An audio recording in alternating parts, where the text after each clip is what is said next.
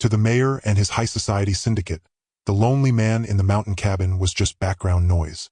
They saw a broken relic of a forgotten war, a hermit sipping cheap coffee on a rotting porch, wishing for silence. They looked at Elias Thorne and saw a nobody, a man who would turn a blind eye while they treated his town like their personal slaughterhouse. So they didn't hesitate. Under the cover of the 4th of July fireworks, they snatched the sheriff's daughter, dragging innocence into the dark. They didn't just steal a life. They mocked it. They left behind a black raven feather, a calling card of pure arrogance. They treated a human being like livestock, confident that their money and political power made them untouchable gods in a town of sheep. They were wrong, dead wrong. The man in the cabin didn't call 911. He opened a trapdoor in his floorboards. He didn't panic. He simply dusted off the tactical gear he hadn't touched in a decade. The hermit peeled away, and the Navy SEAL stepped out. He didn't just follow their tracks. He dismantled their entire network, bone by bone, bullet by bullet, from the borderlands to the mayor's office. They thought they were stealing a lamb from the flock, but they just locked themselves in a cage with the wolf. The scent of pine resin and damp earth was Elias Thorne's morning ritual, a silent mantra whispered by the cool mountain air that drifted through his open window. It was a stark, solitary existence, far removed from the clamor of the world he'd once defended. His cabin, a weathered testament to self-sufficiency, clung to the periphery of Oakhaven, a town so unremarkable it was often forgotten by cartographers and memories alike. Oakhaven, nestled against the jagged spine of the northern border, was a place where life moved at the pace of the river that snaked through its valleys, slow, predictable, and utterly oblivious to the undercurrents Elias knew could drag the unwary to their depths. He was a ghost here, a man whose past had been surgically removed, leaving only the scar tissue of memory and instinct. Years of service as a Navy SEAL had etched a permanent vigilance into his marrow. Even now, sipping black coffee on his porch, he heard the whispers of the forest, the distant growl of a lone truck, the faint, rising hum of the town preparing for its annual Founders' Day festival. It was a cacophony of normalcy, a symphony of peace that always set his teeth on edge. He knew how easily such symphonies could be interrupted. Today, however, the town's enthusiasm was unavoidable. The aroma of grilling burgers and sugary funnel cake drifted up the valley, mingling with the tinny strains of a local folk band tuning their instruments. Elias watched the procession of townsfolk heading towards the square, their faces alight with a simple joy he could no longer access. Children, bright sparks of unburdened energy, chased each other, their laughter echoing like fragile glass in the still morning. Among them, a familiar, vibrant splash of color stood out, Lily Brody. She moved with an almost ethereal grace, her sun-kissed hair a halo, her smile a beacon. She was Sheriff Brody's daughter, and the very embodiment of Oakhaven's innocent charm. Brody, a good man with honest eyes and a handshake that could crush walnuts, had been Elias's only real interaction with the town beyond necessary supply runs. He'd seen Lily grow from a gap-toothed whirlwind to a striking young woman, her spirit undimmed by the quiet monotony of their border town. She represented everything Elias felt compelled to protect, even as he kept his distance. Later, as the sun began its languid descent, painting the sky in hues of orange and violet, Elias found himself drawn closer to the square, not out of curiosity but a primal, almost involuntary pull. He stood beneath the ancient oak tree that gave Oakhaven its name, a silent sentinel in the periphery of the festivities. The air pulsed with shared merriment, a fragile bubble of community. Lily was on the makeshift stage, a microphone clutched in her hand, her voice clear and sweet as she introduced the next band. Sheriff Brody, resplendent in his freshly pressed uniform, stood proudly at the edge of the crowd, his smile wide, his gaze fixed on his daughter. For a moment, a sliver of warmth pricked Elias's guarded heart, the simple beauty of a father's pride, a daughter's untainted joy. He allowed himself that sliver, knowing it was a dangerous indulgence. The band started, a lively fiddle tune, and the square erupted into spontaneous dancing. Lily descended from the stage, weaving through the revelers, her laughter a silvery chime. She caught Elias's eye, a fleeting, almost shy acknowledgement. He offered a ghost of a nod, an unfamiliar constriction in his chest. She was a beacon, yes, but beacons, he knew, were often the first targets in the dark. The true climax of Founders Day was the fireworks display. As the first explosive bloom flowered against the darkening canvas of the sky, a collective gasp swept through the crowd, followed by cheers that reverberated off the surrounding mountains. Each burst of color was met with renewed awe, a symphony of light and sound that chased away the lingering shadows. Elias watched, not for the spectacle but for what it concealed. His eyes, trained to find anomalies, scanned the edges of the square, the rooftops, the dense tree line beyond. Then the world tilted. It wasn't a gradual dimming. It was absolute. One moment, the night sky was alight with 1,000 synthetic stars. The next, a suffocating, impenetrable blackness. The fireworks, mid-burst, vanished. The generators powering the festival lights coughed, sputtered, and died. Silence, profound and terrifying, descended, heavier than the night itself.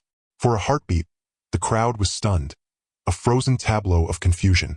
Then, a single, sharp crack splintered the quiet, not a firework, but something harder, more metallic.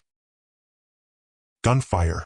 A scream, high and ragged, tore through the square, followed by another, and then a chorus of terrified shouts. The spell of the festival was shattered. Panic erupted, a wave of human bodies surging blindly in the sudden darkness. Elias's senses, honed by years of combat, snapped into hyper-awareness. He smelled dust, fear, something acrid and metallic, blood. Figures emerged from the chaos, moving with a terrifying precision that spoke of training, not happenstance. They were shadows, swift and brutal, clad in dark tactical gear, their movements economical, efficient. They moved with purpose, not random violence. This wasn't a robbery, not a random act of terror. This was a raid. Elias moved, a phantom amongst the panicked mass, his eyes adjusting to the low light, his ears dissecting the cacophony. He saw Sheriff Brody, shouting orders, drawing his sidearm, attempting to rally the scattered townsfolk. But it was too late. The attackers were too many, too swift. They struck with chilling speed, targeting what they wanted, ignoring the rest. A sickening thud, a muffled cry. Elias shoved a terrified woman behind a food stall, his gaze fixed on the area where Lily had last been. The stage was empty. The lights were out. The laughter was gone. The raid was over as quickly as it had begun. A brutal, surgical strike that left behind only disoriented screams and the haunting smell of cordite. As the last echoes of retreating footsteps faded into the woods, a few brave souls risked fumbling with their cell phone flashlights, their trembling beams cutting through the gloom. The scene was carnage, not of mass casualties, but of targeted chaos. Overturned stalls, broken tables, a few bleeding figures clutching wounds. Sheriff Brody was on his knees, his voice hoarse, a desperate, animalistic sound tearing from his throat. Lily! Lily! Where's Lily? Elias pushed through the dazed crowd, his eyes scanning, searching, a cold dread seeping into his bones. He knew. He could feel it in the unnatural quiet that followed the storm. He reached the edge of the stage, the ground still vibrating with the lingering terror. Then he saw it. Near where Lily had been standing, caught on a splintered piece of wood, was a single feather. It was larger than a typical bird's, impossibly dark, sleek and iridescent in the struggling glow of a distant cell phone.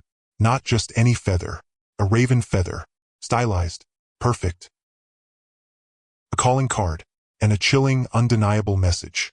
Lily Brody was gone.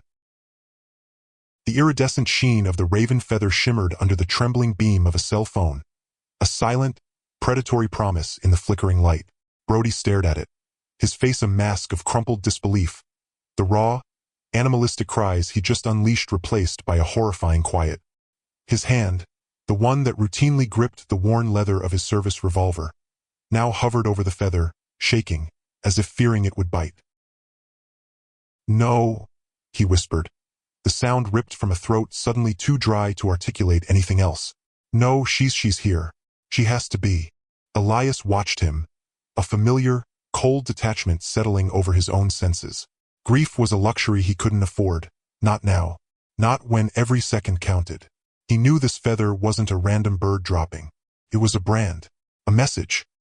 He bent down, his movements economical, and plucked the feather from the splintered wood.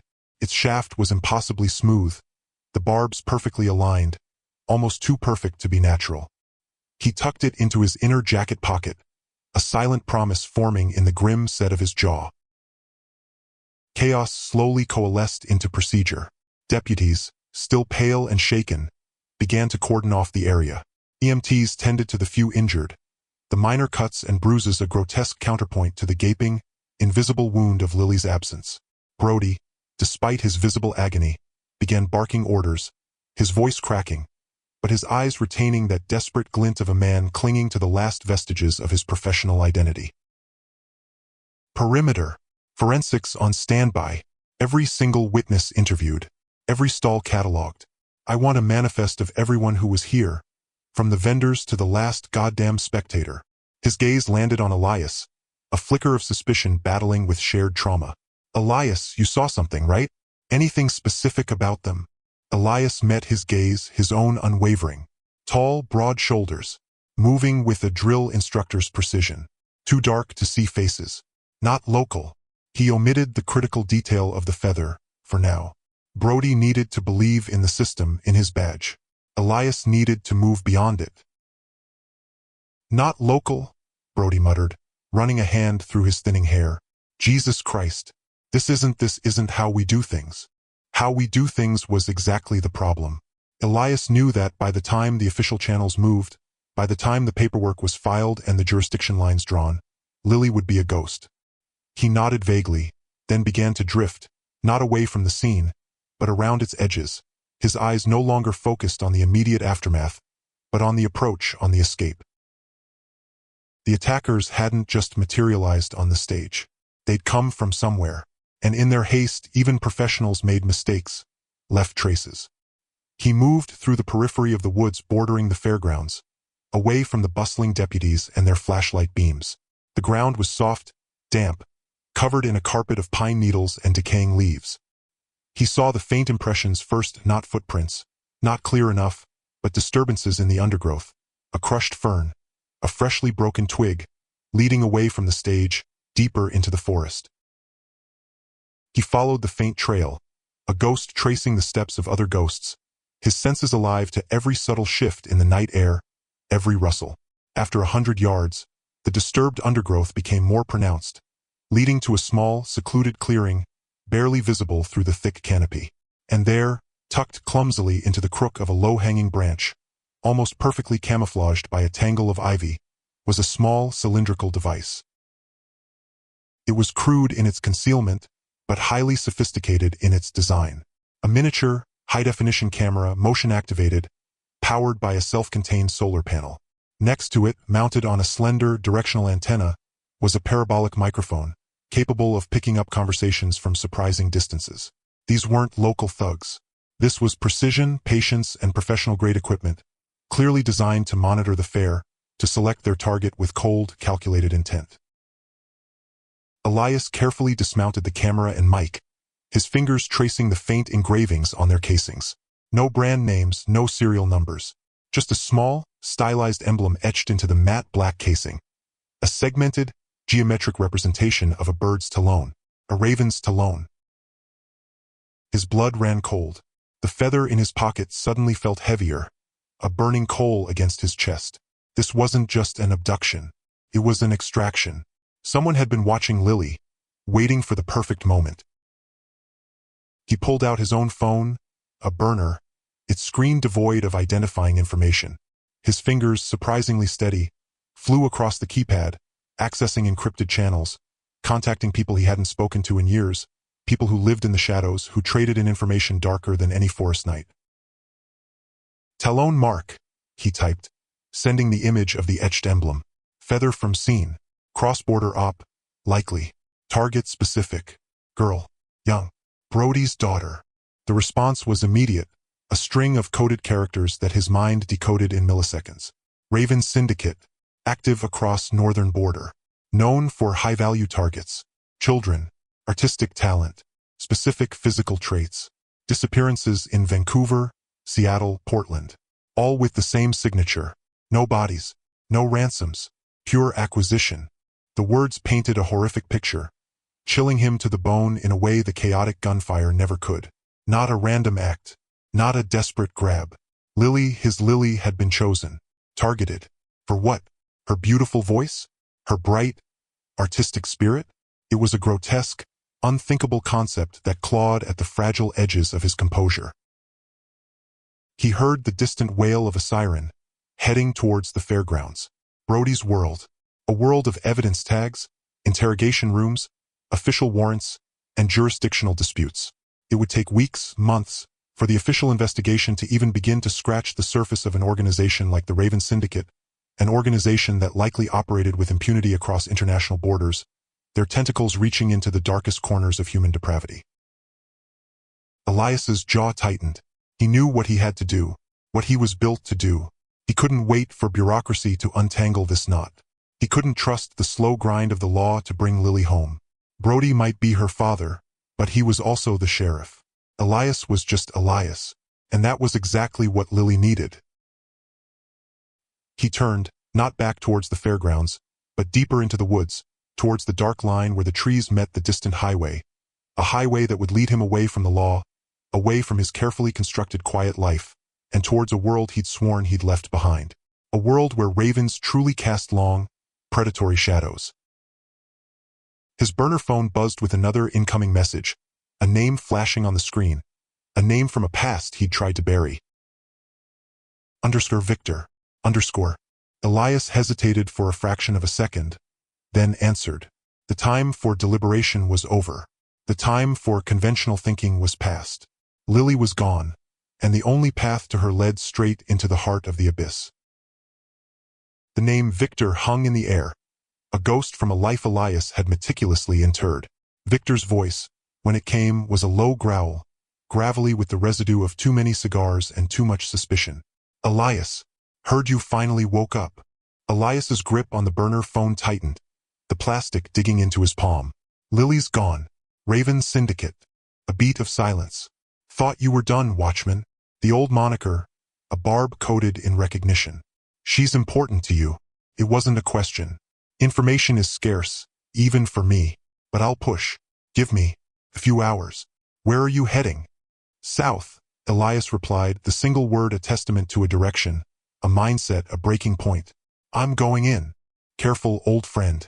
These ravens fly low, and they nest in shit.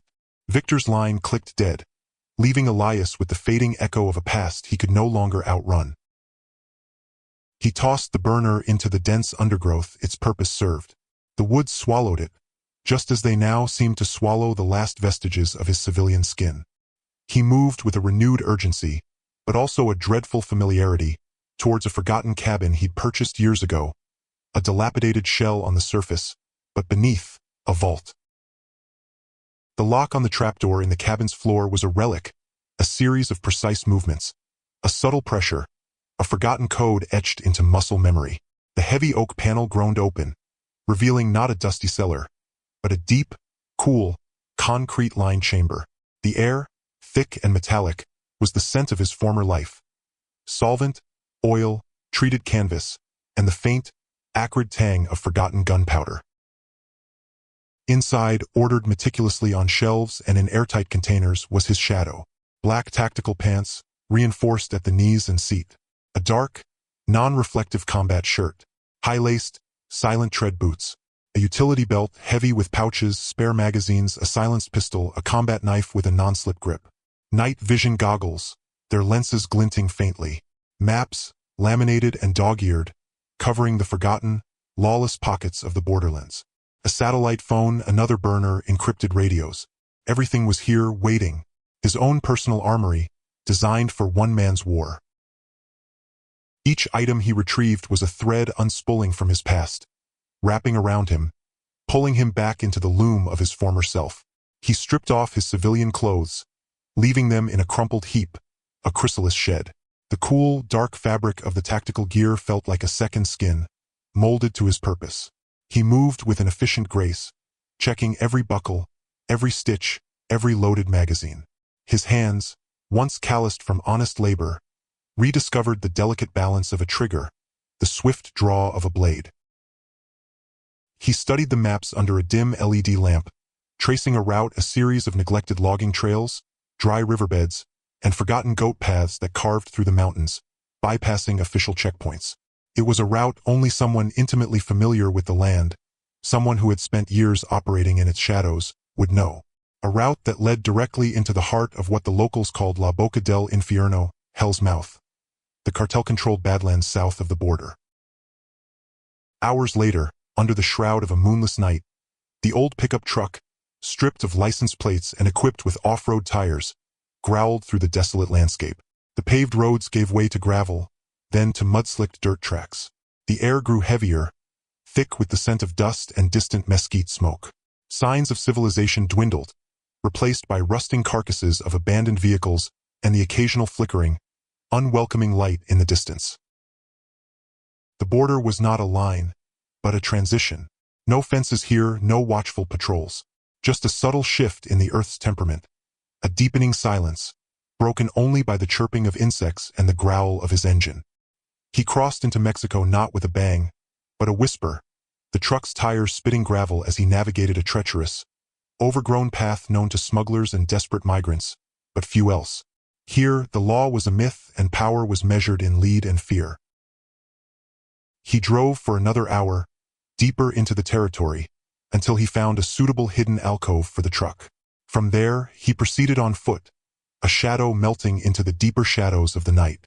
The intel from Victor had come through, a single encrypted burst, Raven outpost, disused pumping station, coordinates attached. Low priority, but a starting point. The coordinates led him to a dilapidated pumping station, a skeletal structure of rusted pipes and crumbling concrete, nestled in a small ravine. It looked abandoned, but Elias's senses, honed by years of conflict, screamed otherwise. The faint scent of cheap cigarettes, the glint of recently disturbed dust, the almost imperceptible hum of a generator, these were the tells. He circled wide, moving with a fluid, predatory grace, the night his accomplice. 3 men, he counted, from the thermal signature through his goggles. 2 on casual patrol, 1 inside. Amateur hour by his old standards. The Raven Syndicate, it seemed, started small before it grew its black wings. The first guard, leaning against a rusted pipe, smoking, never saw him. A swift, silent approach from behind, an arm like steel around the throat, cutting off the scream before it could form. A practiced twist, a snap, and the man went limp.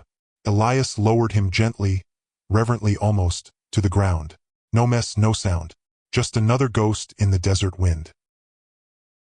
The second, patrolling the perimeter, stopped near a crumbling wall, relieving himself.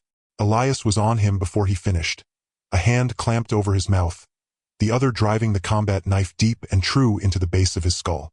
The man convulsed once, a silent spasm, then collapsed.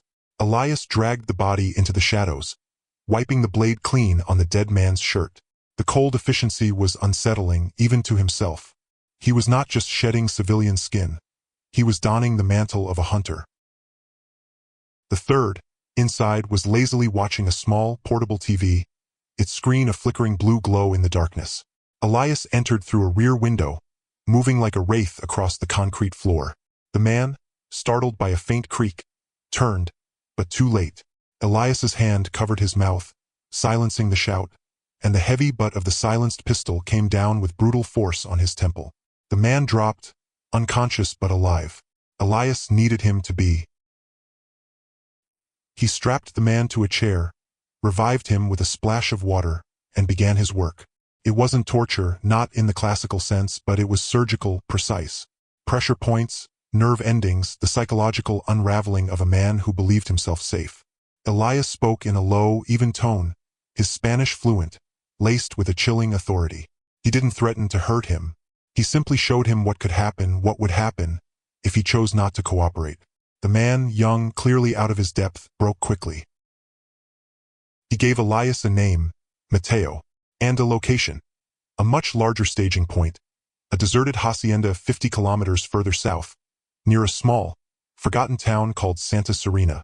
A hub, the man stammered, where the big fish gathered, where the merchandise was processed before being moved north, where the girls were held. Lily. Elias stared into the man's terrified eyes, confirming the details, extracting every scrap of information: guard rotations, weapon caches, communication frequencies. When he was done, he didn't kill him. He simply left him there, bound and gagged, to be discovered. Let them wonder. Let them find the bodies of their dead, and their bound comrade, knowing someone had been there, someone had taken something. Before he left, Elias pulled out a fresh burner phone. He typed a quick, anonymous message, just coordinates, and the single word, outpost. He sent it to a number he knew by heart, a number he rarely thought about but had ingrained for emergencies. Brody's personal cell. He disappeared back into the night, leaving the quiet horror of the pumping station behind. But as he moved towards the next set of coordinates, a new, more unsettling thought gnawed at him. The young cartel grunt had mentioned something else, a detail he'd almost dismissed amidst the fear and adrenaline. He'd said the Raven Syndicate had an observer at Santa Serena, someone not directly involved in the cartel's operations, but highly respected, someone with an almost spiritual authority who oversaw the special shipments. A scholar, they called him. Elias paused, his hand instinctively going to the hilt of his knife. A scholar? In the heart of Hell's Mouth? This was more complicated than a simple rescue. This was a deeper, darker game, and he had just stepped onto the board. The warehouse sat like a hulking, skeletal beast on the far fringes of La Puerta, a border town that bled into the parched Arizona desert. Rust-streaked corrugated iron walls rose into the inky night, broken only by grimy, barred windows too high to offer a clear view. The air hummed with the faint thrum of a distant generator, a low heartbeat beneath the chirping of crickets and the occasional, desperate bark of a stray dog. Elias moved like a shadow within shadows, a predator blending seamlessly with the desolation. He'd circled the perimeter twice, his thermal scanner an extension of his senses, painting the cold metal in shifting hues of heat. 6 men, armed, 2 patrols, a blind spot near the rear loading dock, just large enough for a determined man to exploit. He found it, a loose panel, secured with a padlock that groaned under the assault of his specialized lockpicks. A whisper-thin click, and the barrier yielded. He slid through, his boots landing silently on a floor gritted with dust and industrial grime. The interior air was thick with the metallic tang of old machinery and something else, a cloying, almost sweet scent he recognized from the pumping station. Human fear. The vast space was poorly lit by a few naked bulbs hanging from the rafters, casting long, distorted shadows that danced with his every breath. Mountains of stacked crates lined one wall, creating a makeshift labyrinth. From deeper within, he heard muffled voices, the metallic thunk of something heavy being moved, and a low, almost imperceptible murmur that sent a chill down his spine. Crying. He hugged the shadows, navigating through the aisles of forgotten inventory, defunct forklifts, pallets of cracked tiles, rolls of grimy tarpaulin. The voices grew clearer, coarser, Spanish laced with the distinct slang of the Raven Syndicate. Then he saw them. In a brightly lit section, cordoned off by cheap plastic sheeting, stood a gruesome tableau. A dozen figures, mostly young women, some barely out of their teens, huddled together on the concrete floor. Their faces were pale, their eyes hollow, stripped bare of hope. They were dressed in ill-fitting, identical gray overalls, a grotesque parody of institutional uniformity. Some wept silently, others stared blankly ahead, their spirit long since fled. And among them, her blonde hair dull with grime, her shoulders slumped, sat Lily. A jolt, sharp and sudden, lanced through Elias. It wasn't the relief he expected, but a tightening in his chest, a sickening lurch of despair at the sight of her brokenness. She was alive, yes, but diminished, a ghost of the vibrant woman he remembered. His grip tightened on the hilt of his knife, a cold resolve settling over him. He would burn this place to the ground atom by atom if it meant getting her out. He watched, unseen. 2 burly traffickers moved among the victims, their voices devoid of pity, shouting orders. Another, younger, more nervous, was compiling a list on a clipboard. They weren't just holding them, they were processing them, like livestock. A new voice, deeper, resonant, cut through the din. Are the manifests ready? The transport won't wait. Elias froze, pressing himself further into the shadow of a colossal, tarp-draped machine. This voice was different. Older, educated, authoritative. Not a street thug. From around a stack of crates, two men emerged. One, the older man with the commanding voice, was surprisingly well-dressed for a warehouse. His shirt collar crisp, his movements precise. The other was the younger man with the clipboard. "Almost, boss," the younger man stammered, adjusting his glasses. "Just confirming the last batch. We're short 2 of the original 12, but the replacements from Sonora are due within the hour." "Unacceptable," the older man said, his voice a low rumble of displeasure. "The shepherd requires precise counts. Every head is accounted for. He has no patience for sloppiness, particularly when dealing with Oakhaven contacts." Elias's blood ran cold. The shepherd. Oakhaven contacts. The words hung in the stale air, thick with unspoken meaning. We lost them in transit, boss," the younger man pleaded. "The border patrol was heavier than expected. We had to split up." "Excuses," the older man spat. "The shepherd's network is infallible. His intel, his resources, they are unparalleled. If you lose cargo, it is your failure, not his. He provides the pathways, the safe houses, the protection." He paused, his gaze sweeping over the trembling victims. "These aren't just bodies, Mateo. These are assets. Valuable assets, personally requested. The highest echelons of Oakhaven are waiting for them." He moved closer to the huddled women, his eyes lingering on Lily for a beat too long. Elias felt a surge of murderous rage so intense it threatened to shatter his carefully constructed composure. He fought it down, focusing on the words, the terrifying implications. "This is a delicate operation, Mateo," the older man continued, his voice dropping to a near whisper. "Connecting the old world with the new. The rituals demand specific attributes. The purity of the bloodline, the innocence, the potential. And Oakhaven, bless its sanctified heart, has a ravenous appetite for such things. All thanks to the shepherd. Rituals? Purity of bloodline?" Elias's mind reeled. This wasn't just trafficking for labor or sex. This was something far more sinister, more ancient, more depraved. And the source, the benefactor, was rooted in Oakhaven itself, the city he had sworn to protect.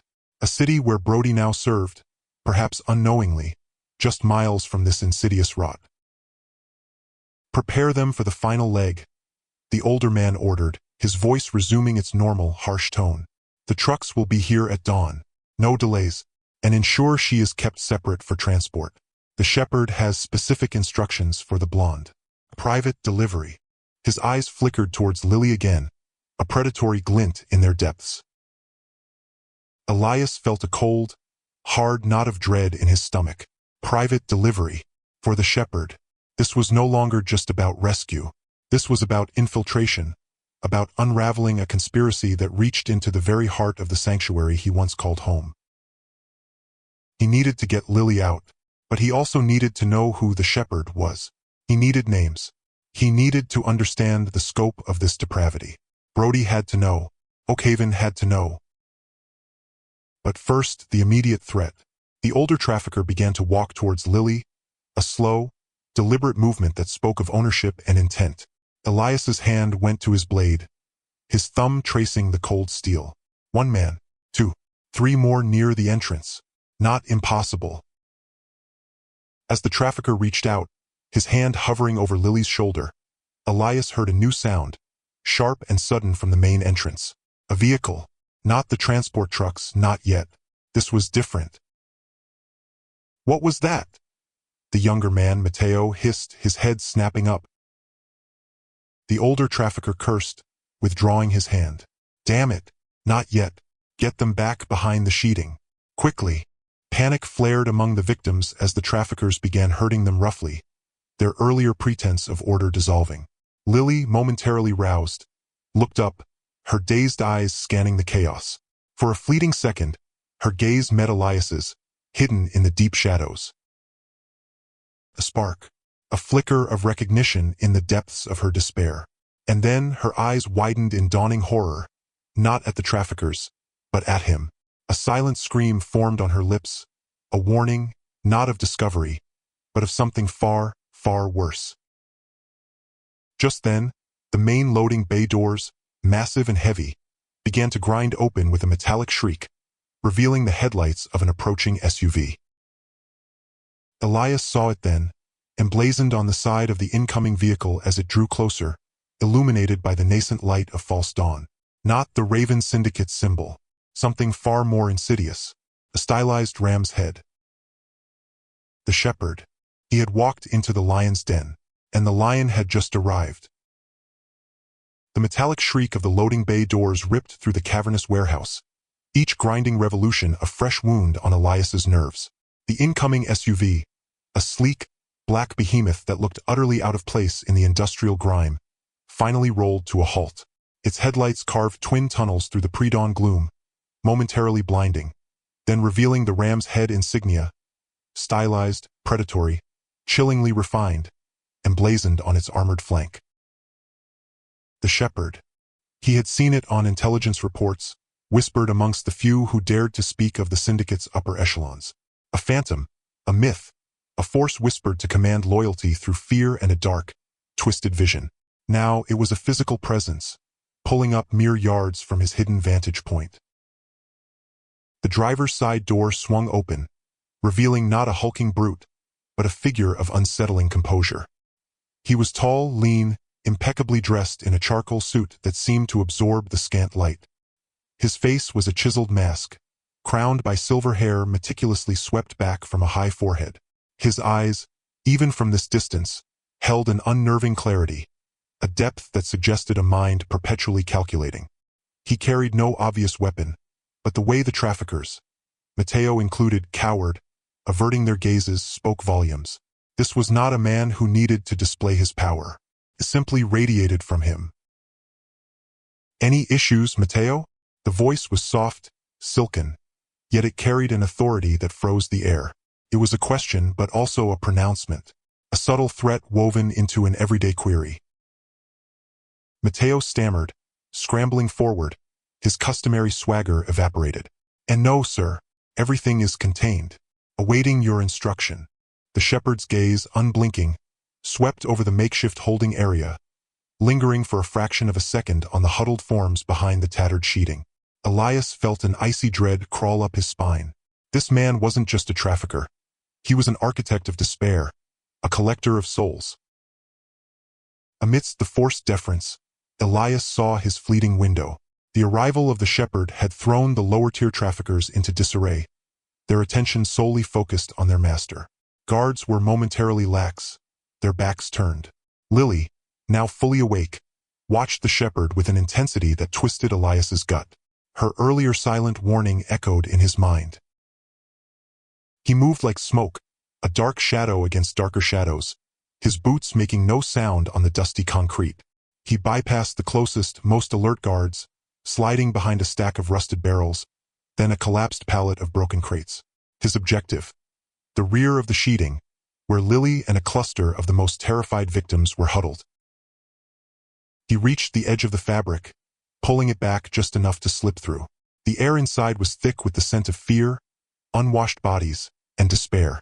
Lily's eyes, wide and luminous in the dimness, met his instantly. "Elias," she mouthed, a tremor running through her. But there was no joy, only a deepening horror. Her fingers flew to her lips, pressing down as if to stop a scream. She shook her head, a violent, desperate motion. "Don't go." He ignored her, kneeling instantly.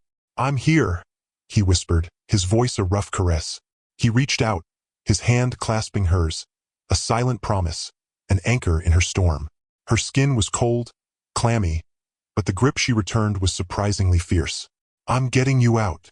She squeezed his hand, then pulled him closer, her breath ragged against his ear. "He's watching you," she hissed, her eyes darting towards the shepherd, then back to Elias. "He knows you're here. He's been waiting. They caught others.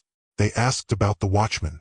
Her words were a torrent, rushed and desperate, laced with a panic that was not just for herself. "You can't. Not like this. You'll be another lesson." Elias felt a cold spike of realization.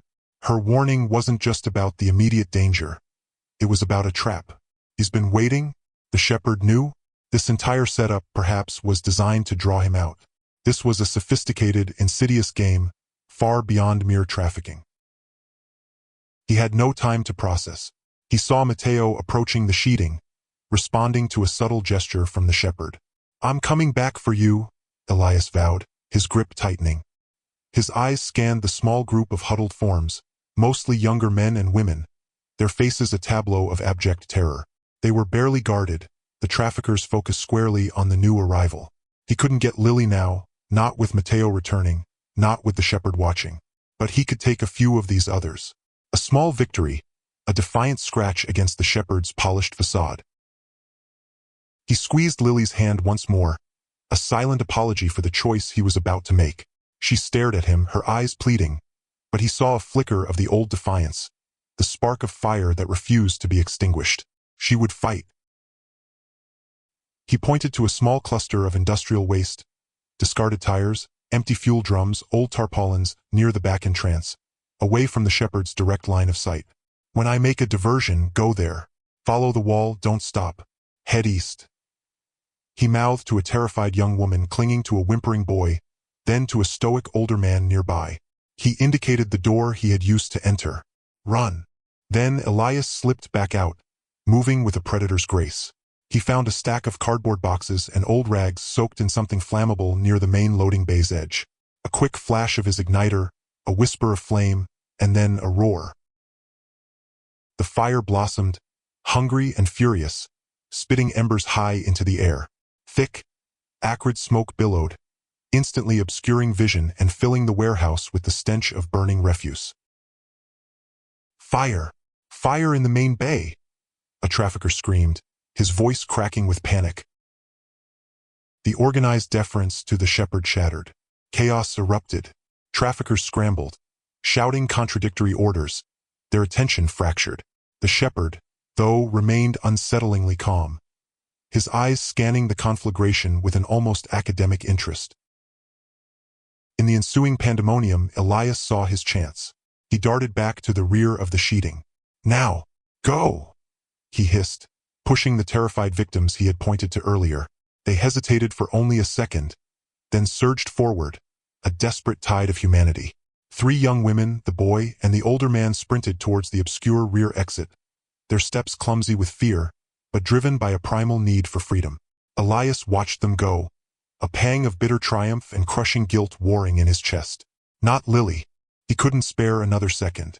The fire was growing, drawing more attention. He vanished into the smoke and shadows, melting away as Matteo and the other traffickers finally reached the burning stack, frantically trying to douse it. "The prisoners! Check the prisoners!" Matteo roared, his voice hoarse. A new scream. 3 are gone. The rear door is unsecured. Matteo cursed, a string of guttural obscenities. His eyes, red-rimmed and furious, darted into the swirling smoke. "Find them, and find whoever did this. He moves like a ghost. El Espectro. Find El Espectro." Elias, already halfway up a service ladder leading to a network of overhead pipes, heard the nickname. The Ghost. It was a moniker of frustration, of fear, but also of recognition. They knew he was here, and Lily's warning about the shepherd waiting for him twisted in his gut like a cold knot. From his perch high above, he watched the scene below unfold. The shepherd stood motionless amidst the chaos, his calm a stark, terrifying counterpoint to the raging fire and the frantic shouts of his men. His silver head was tilted slightly, his clear eyes, like chips of ice, not on the fire, but meticulously scanning the perimeter, as if tracing the very path Elias had taken. A subtle, almost imperceptible smile played on his lips.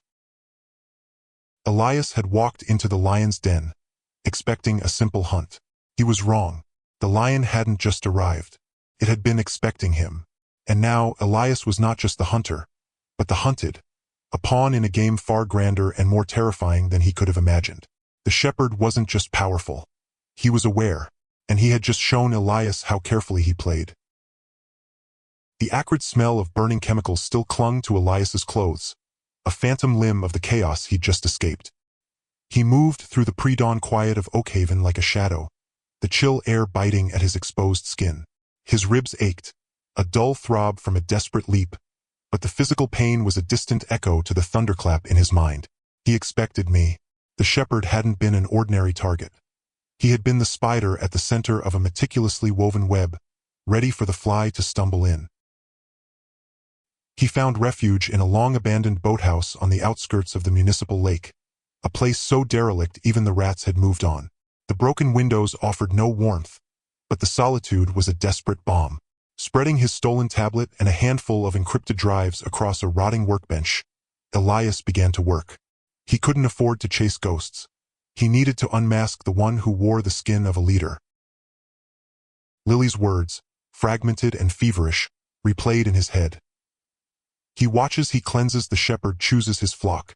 Brody's notes, cryptic and increasingly frantic in their final entries, hinted at a deep-seated corruption, a rot that went beyond simple greed. He's using the system against itself, blinding us with light. Elias had always understood Brody's metaphor. Misdirection, a dazzling display of righteousness to conceal darkness.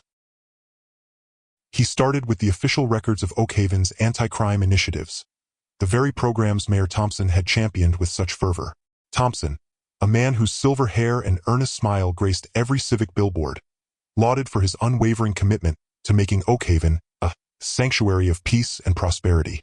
Elias pulled up Thompson's public speeches, his budget allocations, the glowing news reports. It was all so perfect, too perfect. He cross-referenced the timelines. The spike in missing persons, particularly among the town's marginalized, the runaways, the struggling immigrants, the overlooked, coincided precisely with the launch of Thompson's most ambitious social programs, Oakhaven's Future Fund, designed to provide vocational training and housing for at-risk youth.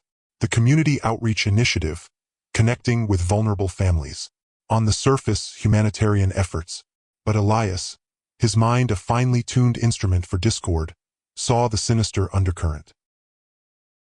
Thompson's programs required data, extensive personal information, vulnerability assessments. Who was struggling? Who had no family? Who could disappear without a ripple? Suddenly, the Future Fund wasn't a hand extended.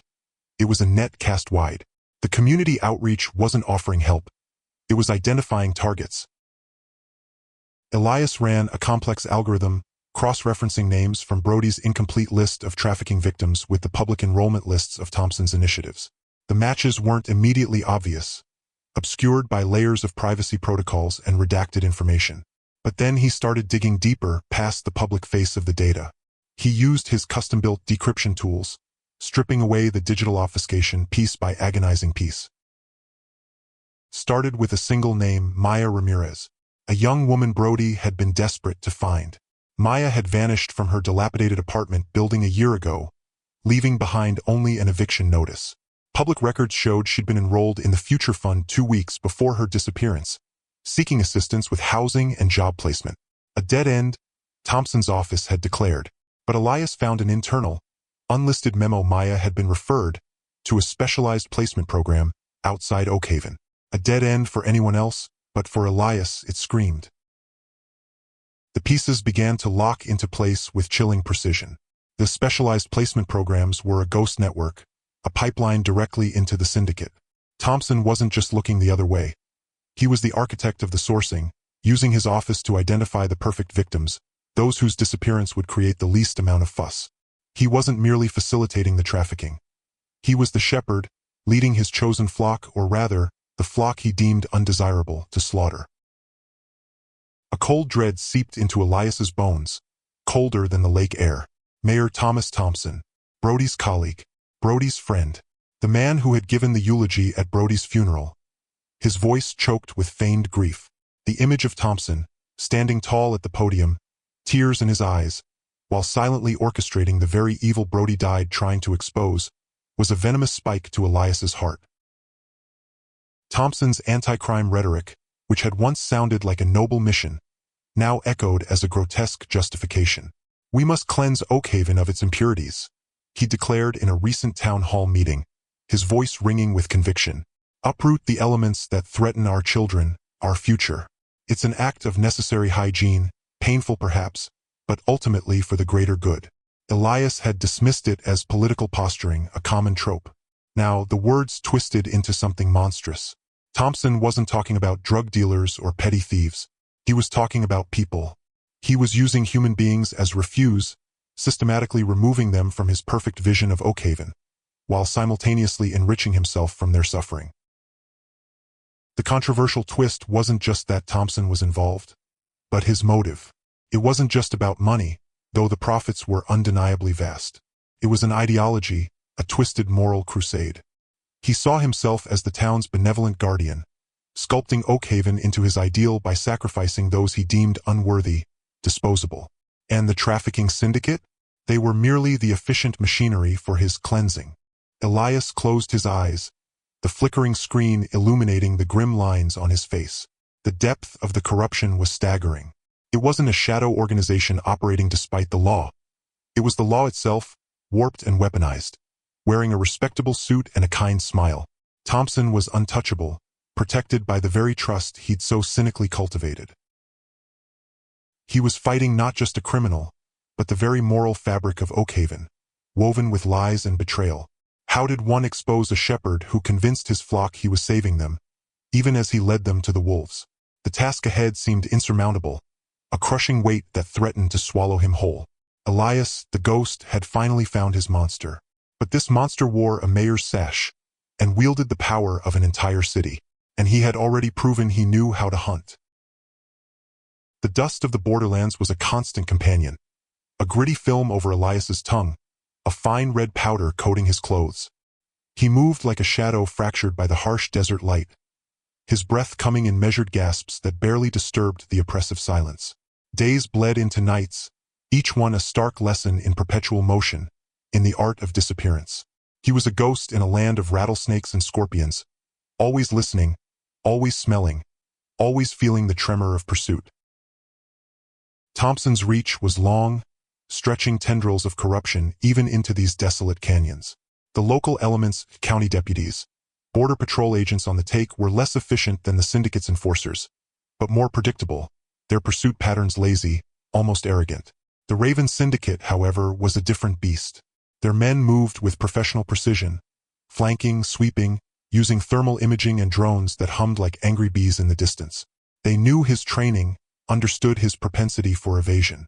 They treated him not as a fugitive, but as a dangerous predator who had briefly slipped the leash. Elias had spent his life becoming invisible. Now he needed to become unavoidable. He found his kill zone in a forgotten mining claim, a labyrinth of abandoned shafts and unstable tunnels carved into the sandstone cliffs decades ago. It was a place designed to swallow men, and Elias intended to use its ravenous appetite. He spent a day rigging the entry, using the unstable rock, the rusted rebar, and the remnants of old blasting caps, crafting an unwelcome committee for his pursuers. He built deadfalls, tripwires that would send avalanches of loose rock tumbling, and narrow choke points that would force a confrontation. He was no longer just evading, he was building a trap.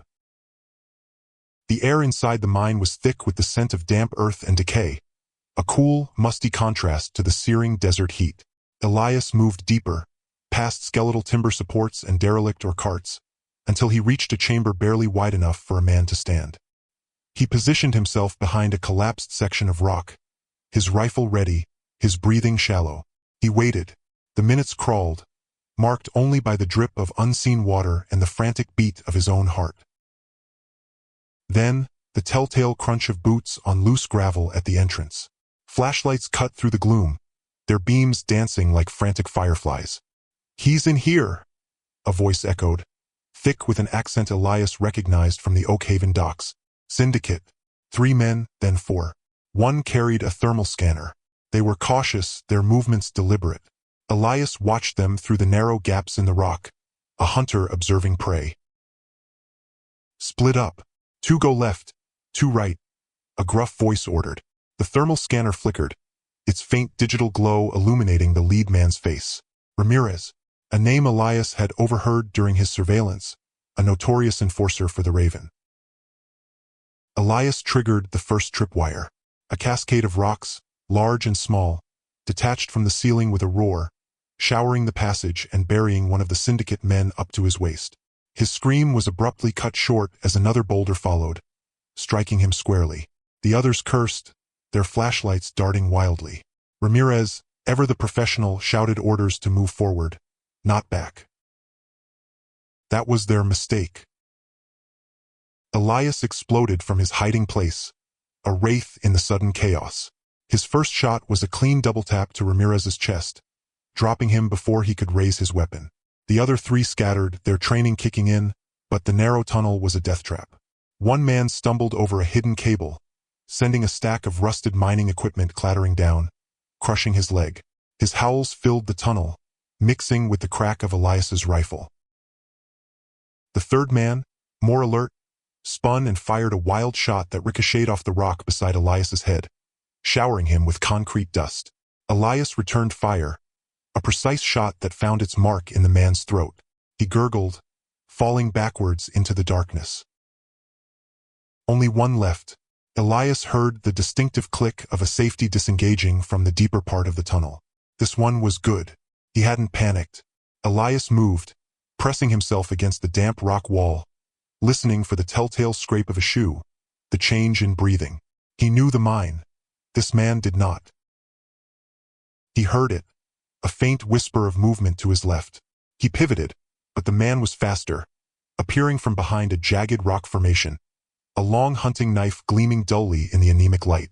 He lunged, a desperate, silent scream on his face. Elias brought his rifle up, but stroking the man's arm, sending the knife spinning. But the trafficker was powerful, fueled by adrenaline and fear. He tackled Elias, sending them both crashing into a pile of loose shale. A searing pain erupted in Elias's right shoulder. The knife, it had found him, not a clean hit, but a deep tearing slice as they fell. He roared, the sound echoing in the confined space, a primal burst of pain and rage. He bucked, twisting, and slammed the man's head against the rock floor once, twice, 3 times, until the resistance vanished. He lay there for a moment, gasping, the metallic tang of his own blood filling his mouth. His shoulder throbbed, a hot, liquid pain that radiated down his arm. He pressed a hand to the wound, feeling the slick warmth, knowing it was bad. His shirt was already soaked. Pushing through the agony, Elias dragged himself to Ramirez's body. He frisked the pockets, finding a satellite phone, a burner phone, and a small, ruggedized tablet. His fingers, trembling slightly, worked the tablet's screen. It was locked, but a series of quick, brutal key combinations, muscle memory from a lifetime of cracking hardened systems, eventually yielded. A map application flickered to life. A single, blinking red dot, marked, Drop OFF Point Echo, deep within a forgotten desert canyon, a place he knew only by legend, a notorious nexus for illegal cross-border activity. Zooming in, Elias saw a crude satellite image, a cluster of low-lying, fortified buildings, ringed by razor wire and guard towers. The destination, Lily's final destination. Elias stared at the screen, the grim lines of his face illuminated by its cold light. Lily was there, alive. He had found her, but the path to her was now clearer and more impossible than ever. He was wounded, bleeding, hunted, and alone, facing a small army entrenched in a fortress. The air in the mine grew heavy, thick with the scent of death and the promise of a fight yet to come. His vision blurred, not just from the pain, but from the raw, desperate hope that ignited within him. He was no longer just Elias. He was the Watchman, and he was coming. The shoulder wound was a drumbeat against his ribs, a dull, insistent throb that pulsed in time with his racing heart. Elias pushed deeper into the labyrinthine tunnels of the abandoned mine, each step a testament to a will forged in colder, bloodier crucible.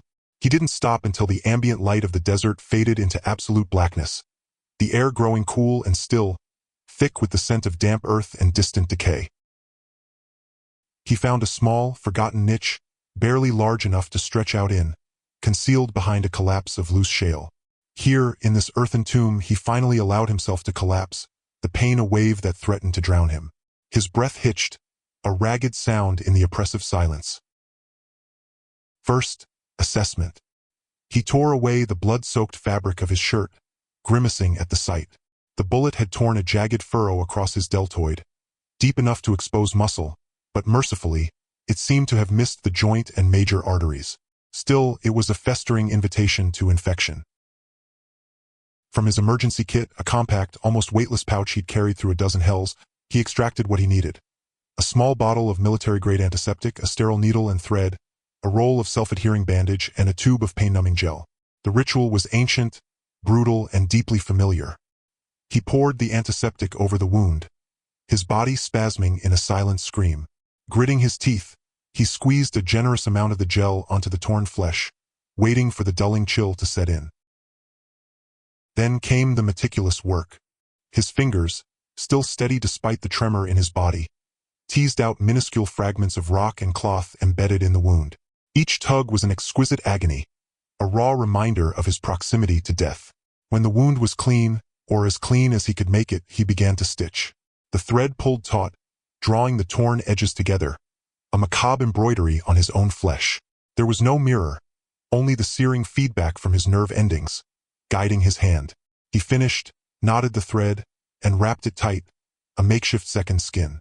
The pain receded to a tolerable roar, leaving him weak but functional. Sleep, a luxury he couldn't afford, was replaced by a grim clarity. He powered on Ramirez's tablet, the flickering screen illuminating the stoic lines of his face. The canyon stronghold, Drop OFF Point Echo, materialized, an anathema in the desolate landscape. Zooming in, he began to dissect it, not with the eyes of an attacker, but with the mind of its architect. Every shadow, every ridge, every crude detail gleaned from the low-resolution satellite imagery became a piece in a deadly puzzle. The main gate, fortified, probably rigged with explosives. Guard towers, strategically placed, overlapping fields of fire. Perimeter, razor wire, likely motion sensors or pressure plates. Interior layout, barracks, armory, command center, educated guesses based on the pattern of syndicate operations he'd encountered for years. He saw the subtle dips in the terrain, potential dead zones, the blind spots that even the most meticulous planning couldn't eliminate entirely. He mapped out patrol routes in his mind, predicting the cadence of shifts, the predictable patterns of human complacency. Entry points narrowed to a desperate few. A sewage pipe, perhaps, if one existed. A sheer cliff face at the rear, requiring specialized climbing gear he didn't possess, or a direct, brutal breach relying on speed and shock. The odds weren't just stacked against him. They were crushing. This wasn't a mission. It was a one-way trip, a sacrifice. And he accepted it. For Lily. Before the descent into that calculated madness, he had to set his affairs in order. An insurance policy. He pulled out the burner phone he'd taken from Ramirez. It was clean, unregistered. From memory, he dialed a specific sequence of numbers, an old, obscure satellite frequency known only to a handful of retired operatives. The line crackled, then connected. Echo 6, Elias rasped, his voice raw. A moment of silence, then a gravelly voice, heavy with a lifetime of sand and smoke, replied, "Shadow, it's been a long time, old friend." "Too long, Reaper," Elias said, using the call sign of his former SEAL comrade, Marcus Reaper Thorne. "I'm calling in that marker." "Anything," Thorne responded without hesitation. "You saved my ass on that dust-up in Fallujah. Name it. I'm sending coordinates. Deep desert. A place called Drop-Off Point Echo. You know the legends." He paused, choosing his words with surgical precision. "I'm hunting a ghost. A very specific kind of ghost. One that wears a senator's suit now, but still bleeds black oil." He knew Thorne would understand. Black oil was their old, sardonic code for the covert funding of black ops, the dirty money that oiled the wheels of clandestine power. And a senator's suit combined with ghost could only mean one man, Senator Thompson. The implication was subtle, deniable, yet devastatingly clear to a mind like Thorne's. "I need you to sit on this," Elias continued, his voice dropping to a whisper. "If you don't hear from me in 72 hours, you go loud. Not to the feds. Not to the official channels. You take this to the kind of people who still believe in justice, the kind who aren't afraid to get their hands dirty. You tell them about the ghost. You tell them everything." Thorne's reply was grim. "Understood, Shadow. May your blade stay sharp." Elias disconnected, sending the coordinates via an encrypted burst transmission from the tablet, then smashed the burner phone, tossing the fragments into a deep fissure. If he failed, at least Thompson wouldn't get away with it. Lily wouldn't be just another silent victim. The next phase was the initial disruption, the opening salvo in a war he would fight alone. Using the satellite phone, a device powerful enough to bypass local jamming, he targeted key elements of the syndicate's infrastructure. He pulled up freight routes, identified known staging areas for their illicit cargo, and pinpointed the vulnerable choke points in their supply chain. His fingers flew across the tablet screen, a ghost in the machine. He accessed a network of underground contacts, dormant for years, now reawakened. Old favors called in. Untraceable digital explosives were deployed with a few taps. A remote-activated device targeting a fuel depot disguised as a roadside diner. A phantom signal rerouting a convoy of weapons to a non-existent warehouse. A malicious code injected into their communication frequencies, designed to create static, delays, and false intelligence. Chaos began to blossom across the desert. News feeds he accessed spoke of inexplicable truck fires, communication blackouts, shipments gone missing. It was a symphony of sabotage, a calculated series of pinprick attacks designed to sow confusion, draw resources away from the Canyon stronghold, and, most importantly, buy him time. The pain in his shoulder was a constant companion, but it was overshadowed by the gnawing urgency in his gut. He had bought himself a sliver of opportunity, a fragile window of distraction. Now it was time to move. He packed his meager gear, the tablet secured, the last image on its screen a detailed topographical map of drop-off point Echo, overlaid with his predicted approach vectors. The air in the mine grew heavier, not with the scent of decay, but with the metallic tang of purpose. Elias pulled himself to his feet, a dark silhouette against the barely perceptible light filtering from the mine entrance. He was a phantom, a whisper of vengeance, limping toward a fortress built for war. The Watchman was coming, and the canyon would soon learn the meaning of desperation.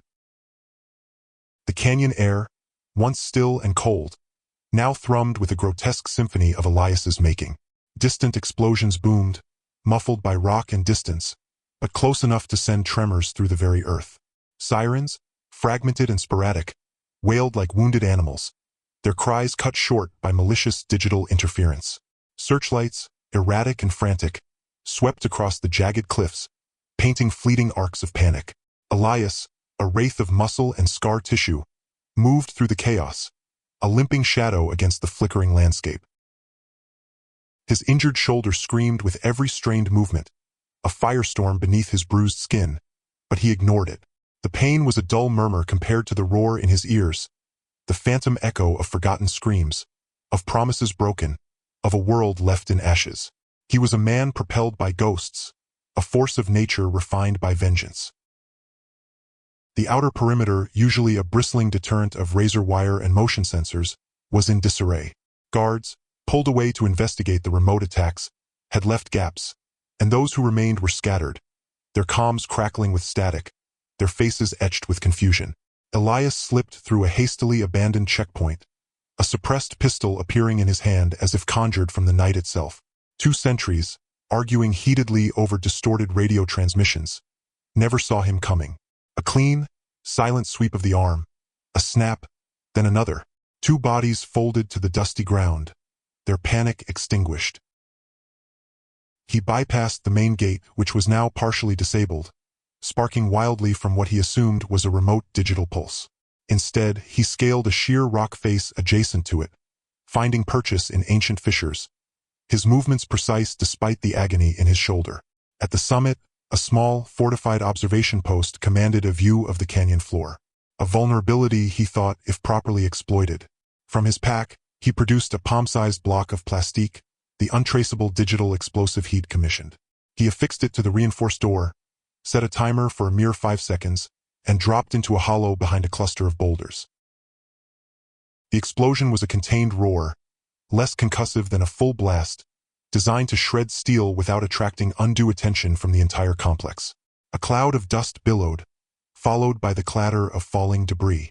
Before the dust settled, Elias was through the breach, a silhouette against the sudden ingress of moonlight. Inside, 2 more guards, disoriented by the blast, spun to face him. He was a blur of motion, a primal force. His pistol but connected with one man's temple, sending him sprawling. The other, fumbling for his rifle, met the steel of Elias's combat knife. A choked gasp, a spray of warmth across Elias's hand, and then silence. He moved deeper, navigating the labyrinthine corridors with an almost preternatural sense of direction. The layout, gleaned from encrypted intel, was imprinted on his mind. He was searching for Cortez, the Raven Syndicate's architect of atrocities, the man whose hands were stained with more than just blood. Every turn brought another confrontation. 3 men in a narrow hallway, surprised mid-conversation. He was a whirlwind of elbows and knees, strikes honed by years of brutal efficiency. He didn't just fight, he disassembled. A broken nose, a fractured jaw, a snapped limb, he moved with a cold, surgical precision, leaving a trail of broken bodies. His breaths were ragged, his shoulder throbbing like a ruptured drum, but he pushed through it, fueled by a singular, burning objective. Meanwhile, deep within the stronghold's command center, Lily felt the earth shudder. The air was thick with the scent of ozone and dust, and the flickering lights cast grotesque shadows. A monitor near her workstation showed a distorted feed of an exterior camera, his camera, she realized, a feed she'd discreetly accessed. It showed the smoking ruins of the observation post. She recognized the methodical, brutal efficiency, even from the grainy, flickering images. It was Elias. He had come for her. Her heart hammered against her ribs, a mix of terror and exhilarating hope. The guards in the command center, usually watchful and numerous, were frantic. They barked orders into dead calms, their faces pale with fear as new tremors rocked the structure. This was it. This was the distraction. Lily moved with practiced, deliberate calm, her fingers flying across the keypad of her terminal. She initiated a cascading series of system failures, designed to create maximum chaos in the stronghold's internal communications and security protocols. Fire alarms blared, false reports flashed across every screen, and automated doors locked and unlocked seemingly at random. Then, seeing her chance, she slipped out of the command center, melting into the pandemonium like a ghost. Elias, battling through the final layer of resistance, a squad of hardened mercenaries guarding the main chamber, felt the stronghold buckle again. He used the tremors to his advantage, disarming one guard in the resulting stumble, using him as a shield against another's wild shot. He kicked open the heavy steel door to Cortez's inner sanctum, bathed in the sickly green glow of server racks and monitors. Cortez was there, a man of cold, calculating presence even now. He sat at a polished black desk, surrounded by schematics of cities and projected maps of global influence. He was not surprised. A slow, chilling smile spread across his lips. "The Watchman," he purred, his voice an oily rasp. "I knew you wouldn't stay buried." He rose, a surprisingly lithe figure for his age, revealing a suppressed automatic pistol holstered at his hip. "Come to watch your world burn, Elias? Or to die trying to save it?" "Neither," Elias rasped, his voice raw, his eyes burning with an inferno of barely contained rage. "I came to finish what you started." Cortez was no mere administrator. He moved with a brutal economy, years of self-defense training evident in his stance. The gun was in his hand in an instant, but Elias, faster, slammed into the desk, sending monitors crashing, creating a momentary shield. Shots tore through the air, embedding themselves in the wall where Elias had been. The fight was a desperate, primal dance of death. Elias, favoring his injured shoulder, fought with a savage ingenuity, using his environment, a heavy server rack to topple, a sharp piece of shrapnel to deflect a blow. Cortez was relentless, his face devoid of emotion, a true fanatic. He lunged with a combat knife, aiming for Elias's throat, but Elias parried, catching the blade on his forearm, feeling the searing pain of the cut, ignoring it. He twisted, using Cortez's momentum against him, slamming him against a wall. At that moment, the entire stronghold groaned. A deafening crack echoed from deep within the rock. Dust rained down in thick sheets. Lights flickered erratically, then died, plunging the chamber into near darkness, illuminated only by the faint glow of emergency indicators and distant fires. Lily, scrambling through a service tunnel, felt the floor heave beneath her. Rocks tumbled from the ceiling, narrowly missing her head. The path was collapsing, but she pushed forward, driven by the desperate need for air, for freedom. She saw a glimmer of daylight ahead, a vent shaft, one she had known about, a secret emergency exit. She clawed her way toward it, every muscle screaming, the sound of the collapsing fortress a growing roar behind her. Back in the command center, Elias grunted, forcing Cortez's head back against the jagged edge of a broken server casing. Blood welled from a deep gash on Cortez's scalp, but his eyes still held that chilling fanaticism. "You think you've won?" Cortez hissed, spitting blood. "This is just the beginning, Elias. The seeds are sown. You can't stop what's coming." "Maybe," Elias growled, his voice a guttural snarl, "but you won't be here to see it." With a final, explosive surge of strength, Elias delivered a brutal, precise strike to Cortez's temple, the sound of bone meeting metal sickeningly clear even over the growing roar of the collapse. Cortez's body went limp, sliding to the floor, his eyes wide and vacant.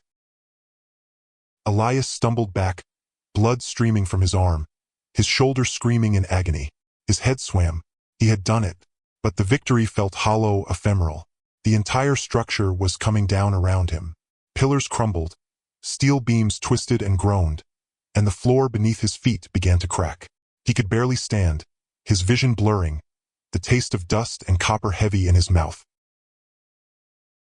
He heard the triumphant roar of air, the crash of falling stone, and then a moment of profound, unsettling silence as Lily finally burst free from the vent shaft, tumbling out onto the windswept ledge overlooking the canyon.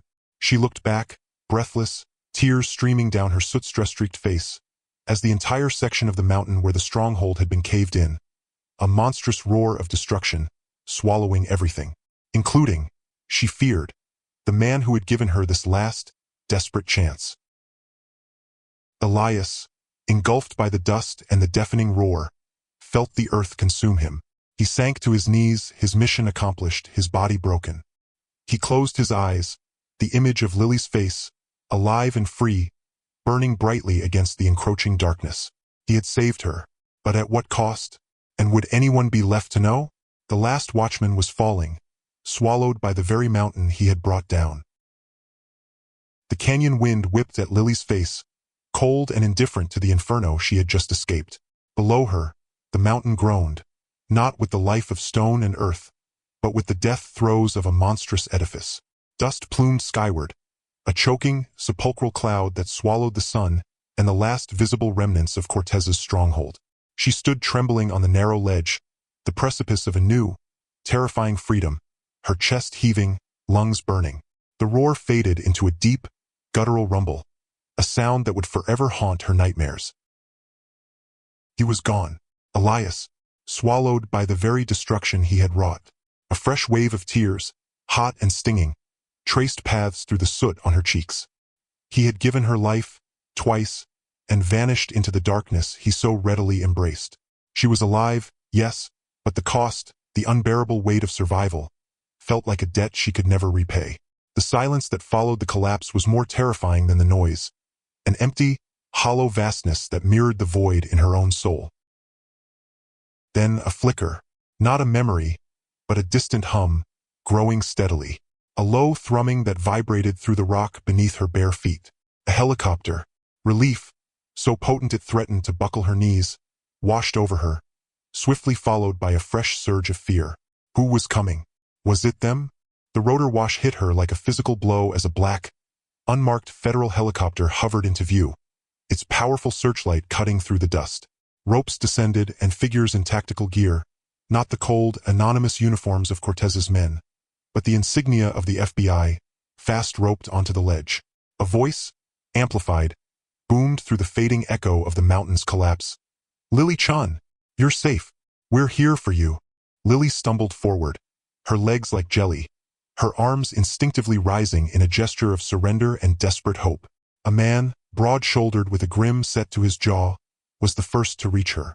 Brody, his eyes, usually sharp and guarded, held a flicker of something akin to horror as they swept over her emaciated, soot-stained form.